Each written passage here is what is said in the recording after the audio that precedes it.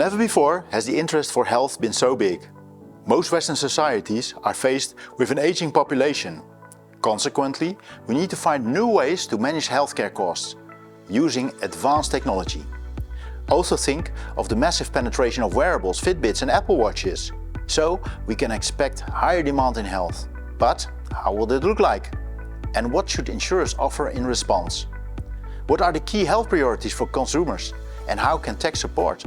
Which tech applications can make a difference to offer more patient relief, improve patient care and reduce costs? And that all at the same time. Which new services open up new business models and revenue streams? Elena Torrente, Deputy Director of Digital Health Development at DKV Seguros and Ambassador of the Barcelona Health Hub, is the host in this talk show. Why healthier customers means healthier insurers. Hi, good afternoon. Hello everybody. Thank you very much for your presence and for staying here in one of the last probably sessions of the day. Thank you first of all to the organization for giving me the opportunity to moderate this panel on why healthier customers means healthier insurers. With no more introductions because of the tight time concerns, I will start with our first speaker, François Jacquemin from Foyer Global Health. So I would like first to ask you, so you come as one of a representative of a health insurer. What's your vision on the digital transformation and the role of insurers on how to positively impact the health of our customers? Ms. François, welcome. Thank you so much, Elena, and thank you for the question. I'm happy to take that one. It's easy to speak about digital, especially in the setting of ITC.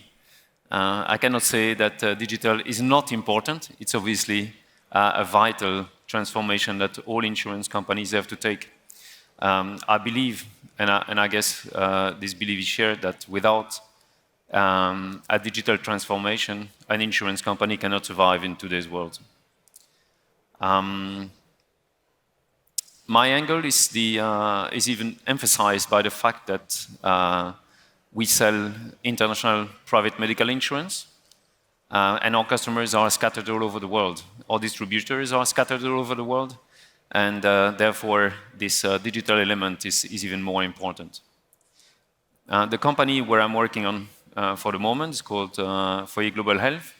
It's a very young company. We don't have a big portfolio and we don't have a big history, which gave us an immense opportunity to start digital transformation, start thinking about our strategy together with digitalization. And we have taken this opportunity to think about what is the best model for us, coming from a small country, Luxembourg, and selling all over the world. And we decided to have an open architecture. So we digitalized the whole value chain, but not as one single element, but it's plenty of single elements. The value chain is split in many elements, and each of the elements are connected together with a middleware, let's say, which we control, which gives us the opportunity to add digital elements and remove digital elements at will. So, yes, to conclude on this digitalization, yeah, it's vital, and it gives us precisely for us this element of additional and USP. Great, excellent, thanks. I was also wondering, so with the socioeconomic context that we are facing and the growing and aging of the populations, what do you think is more important for insurers? It's about preventing future health claims that for sure will come, or more about reducing costs of today or day-to-day care? Well, these are two key challenges that is facing the industry. And when I speak about industry, it's not only insurers, but it's a total ecosystem where we live in. And in the ecosystem, in Europe especially, but also around the world, are the state and the state-sponsored health system, which face well, bankruptcy, let's say. So the states where there's a good welfare program, they tend to start looking at offloading part of their responsibility to the private sector. And in other countries which are less advantageous for social security, there is also the willingness of the public sector to create an ecosystem, an environment that will allow insurance and service provider to thrive in these countries. So the lines are blurred between those, and what we've learned when we were kids, or when I was a kid at least, where the state was doing everything for us, now it's not there anymore. It gives us an enormous opportunity. Costs are exploding and the demand is exploding, so it's exponential, the growth of our industry. And by the state leaving the financing of the financial, the financing of the medical services to the public at the end of the day, we have a responsibility to first look at the cost, because otherwise we can lose clients, but also making sure that our clients stay healthy for as long as possible. So those two elements are linked. Yeah. So to answer your questions, yeah, sure. of them. Sure, thanks.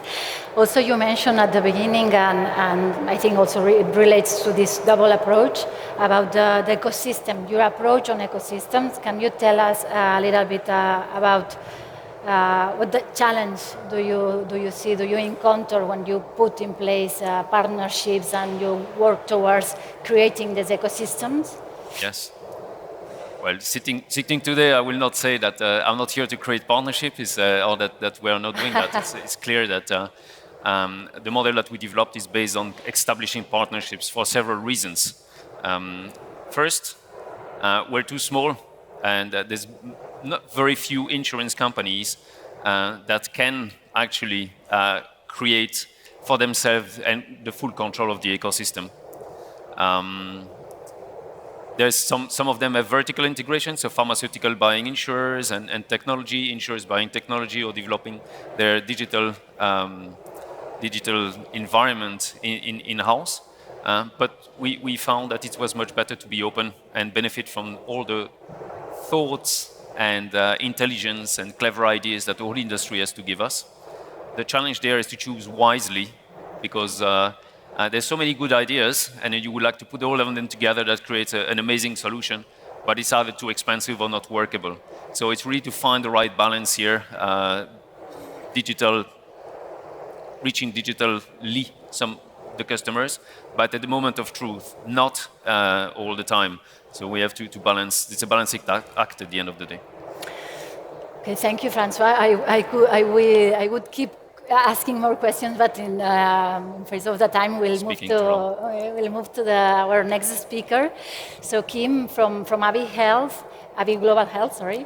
I would like first to get your vision on how can insurers positively impact health of the population and of their customers.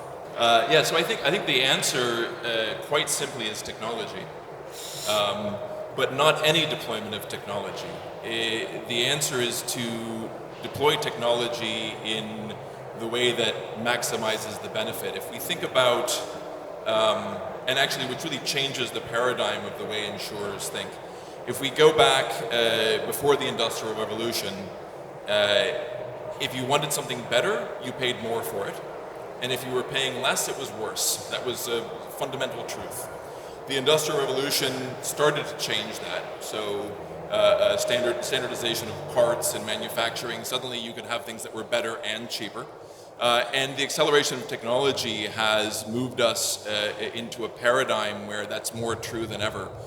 But in some respects, I think many insurers are not just stuck before the internet age, but even stuck earlier than that, where there's this fundamental paradigm that the way to improve loss ratios is to give people less. Yeah.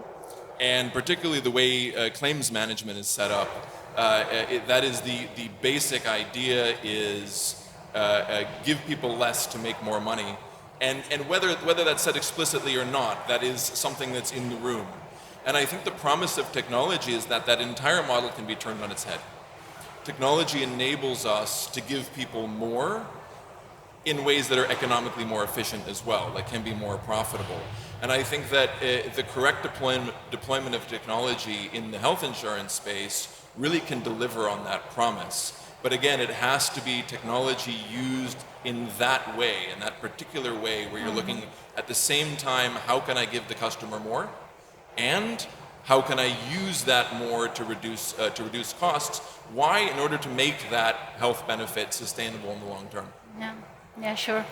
And in this sense, you know that nowadays most of health insurers are offering telemedicine services amongst their basic services already. What is your opinion on that, on the telemedicine general view on that? Yeah, so I think that's a good example of technology deployed for its own sake without that formula being kept in mind.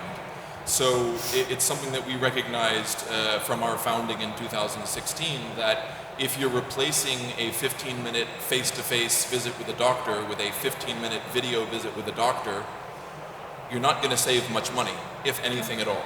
Sure. So that's a case where you're providing more service, but once that service started to be used during the course of COVID in particular, what a lot of healthcare payers have realized is actually they're increasing healthcare costs. They're creating more stress on the system, which we've seen with some of the models in countries where these models are publicly reimbursed. And actually that basic model is not the solution. It really is it's really an analog solution, right? You're taking one thing and doing it in a different format, but in an analogous way. Our view on telemedicine is that technology has to enter the consultation itself. That's what we do at Abbey Global Health. So we build our own in-house suite of AI tools that make the consultation itself more efficient and delivers a better customer experience with more support on demand in 30 seconds, 24 hours a day, but does so in a way that actually reduces healthcare costs because the consultations themselves are cheaper and because they avoid significantly more expensive interventions. Yeah, it's a great challenge really having that completely integrated in the system and embedded, yeah. And also moving forward, no, from telemedicine to what artificial intelligence and what we know about artificial intelligence.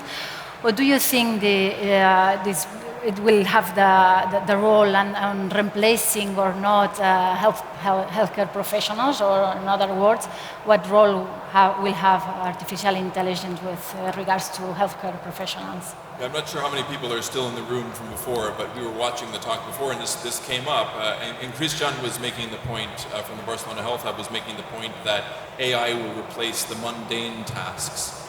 I'm not sure. I think that actually the ship has sailed on that. AI is more sophisticated than perhaps he realizes, and it is able to do quite sophisticated tasks as well. Our view is that it's not so much a question of whether the technology is ready to quote-unquote replace doctors or replace some of their work. The real question for us is actually one of patient trust. So it doesn't matter, and you see this, by the way, with symptom checkers, for example, right? So there's a focus on how accurate they are, but you don't hear a lot of people talking about whether people believe the result enough to change behavior. Yeah. And if you don't have trust and you don't have behavior change, you don't have return on investment for a payer. So for us, there's that question of trust, and that means the doctor will continue to be central. But there's also a question of accountability. So with AI, who's accountable? And how does that work, right? This is related to the trust question. And again, this is why we think it's important to keep the doctor front and center. And then finally, you have a question of governance with AI, which I think is something that's really missing from a lot of the conversations around AI and is critical to applications of artificial intelligence in healthcare. So yes, efficiency is going to be driven by AI, but again, what do we do with accountability and what do we do with governance? In our view, efficiency is where the technology lives. Accountability is the human element, and governance is actually a shared responsibility so that we can set the rules and parameters, the clinical governance, but then we can use technology to monitor and ensure the quality is there and that adherence to those rules is there as well. Excellent. Okay, so if I can ask you a last question, it would be, what do you think about the future of the business for health insurance? Do you see new business models that are arising or new revenue streams that can emerge? What do you see on that? Yeah, absolutely. So I'm not going to say anything original here, unfortunately, but I think we all know where the future is, which is really to turn models on their head and to be providing services that include insurance rather than insurance that includes services. We have a number of clients that are moving in that direction, and we have some insurance clients that are starting from scratch and really starting with that premise in mind. We have clients that don't even use the word insurance anywhere in any of their marketing material, right? They are a package of services, and one of those services happens to include coverage, but it's not the sort of primary front and center element. I also think there's going to be a lot more integration across the healthcare spectrum. Models, again, in line with the kind of HMO models we see in the US moving into Europe. And again, I think that the direction, the right way to think about this is to start with the patient in mind, to start with the customer in mind, and build backwards from there. And what you'll see with that kind of a model is that you generally will land on a services first, insurance second kind of a model. Interesting point. Thank you very much. So now I'm moving to the next speaker, Marie Veil from Roche. So as a representative of the pharmaceutical company, I would start asking you why a pharmaceutical company has to be or has a presence in an insurance conference. Yeah, I guess we are not obvious partners, but we should be. One thing that starts emerging over the past few years is, again, this idea around we are all in the same ecosystem. We are all in the business of, making people live healthier lives, live longer lives. We are just doing it differently. And I think we should move from the pharma industry being part of the problems that the insurers have, or the pharma industry thinking that insurers are not going to help them solve our problems, and rather think, okay, how do we solve the same problem that we are having? In this ecosystem, there's a lot of inefficiency, there's a lot of waste of resources and opportunities. So let's connect those bridges. There's a lot of pressure on health insurers, and that is something that I think the pharma industry is starting to realize, that we actually need to connect directly with insurers. And we have data, we have expertise, network, we have connection to the whole healthcare delivery system. Let's work together on that in new ways. Okay, excellent, yeah. So what do you think, or where do you think insurance should focus their efforts? On more in investing in prevention and all what has to do with preventative care that we have already seen a little bit, or reducing the healthcare costs that are high nowadays? So I think first the focus could be more precisely put as let's reduce the cost of inefficiency of care. Let's look at what are the interventions that don't need to be funded, only financed by the health system because they are not efficient, and where can be reinvested in what works, because there's not enough money to keep increasing, but let's look at that. We know that 40% of healthcare is wasted. That's part of our problem as well. We know that 20% of healthcare spent, like what the insurance industry is spending, can be lost actually, and does not even impact on health. So I think it's around how do we reduce now and in the future those inefficiency, but also how do we look at this more from a value perspective, right? What is the value that we want to focus on? What are the health needs that we really want to address as a often complementary, supplementary industry, and what is needed from an insurance perspective to get there? Mm-hmm. Okay, great.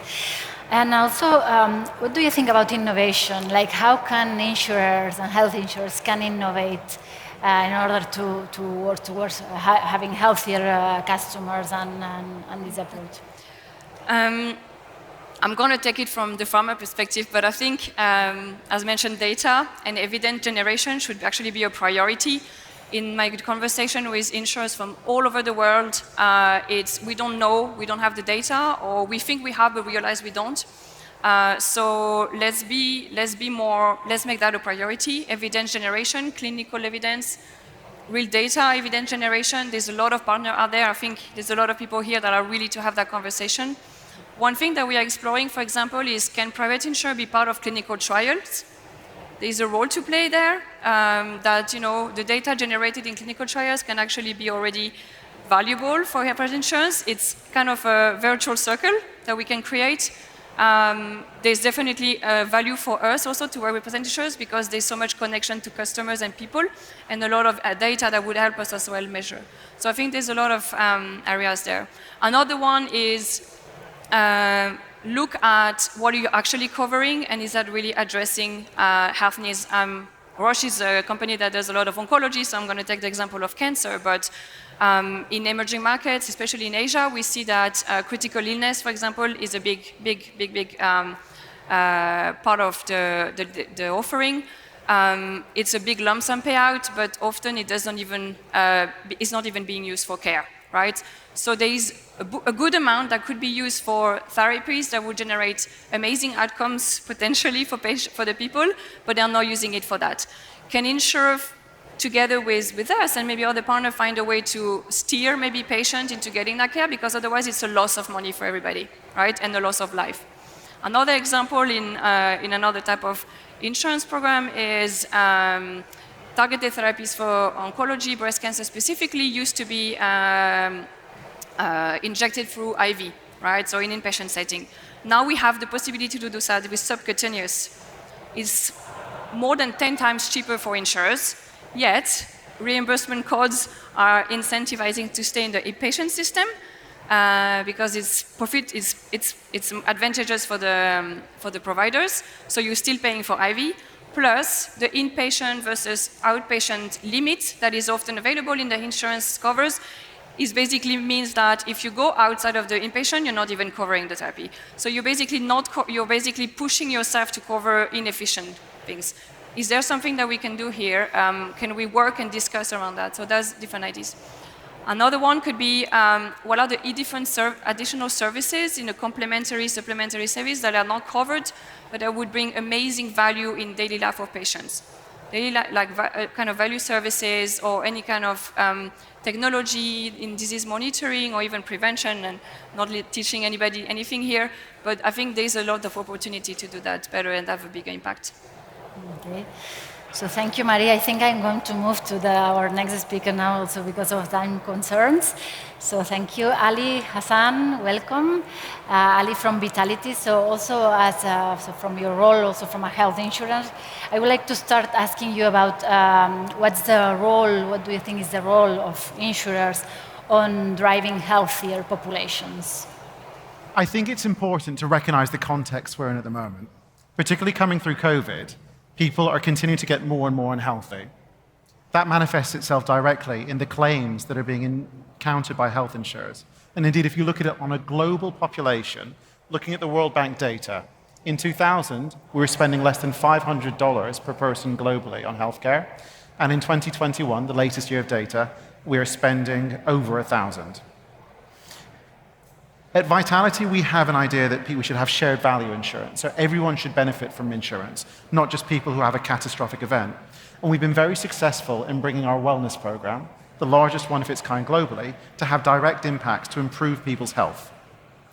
If we deconstruct how we do it, it's really quite simple, and it's a process that really anyone can follow. Help individuals understand how healthy they are, reduce barriers towards getting healthier, such as discounts and access to gym memberships and whatnot, and then incentivize people to be healthier. We've published lots of research showing that insurer can be effective in improving people's health. For example, when we launched our Active Rewards program, one which incentivizes you more the more activity you do, we showed that increased activity in 50% by roughly 50%, and this could translate to roughly a 7% increase in the 7% reduction in mortality in the people who undertake exercise the least. I think it's also to recognize that as insurers more widely, it's not just carbon-based life forms that can improve health as well. You can apply the principles of getting healthier to smart sensors around your home to look at leaks, to car and telemetry, and it's an area that lots of insurers who are forward-thinking embracing. Okay, thank you. Yeah, great. Also, what do you think are the current health priorities that customers or the population have, and also most importantly, what can do technology there? How can technology support on those health priorities? I think in terms of the health priorities of people widely, people want to live more good years of life. The more is important, but the good is equally important. If we think about where we've come from COVID recently, particularly, we have increased economic challenges which have their own impact on health, but we also have a reservoir of, I think, unmet conditions and need that happened. Everything from people who didn't get healthcare during the pandemic and are still making their way through the system, all the way to potentially unknown impacts of autoimmune disease, of myopia, of lung disease, etc. too. I think our healthcare strategy, the way we think about it, is very simple. Improve people's baseline health, so people get sick less frequently and less severely. Help people self-manage their conditions. Give people great access to all-you-can-eat primary care. Work with high-quality specialists, and then support recovery.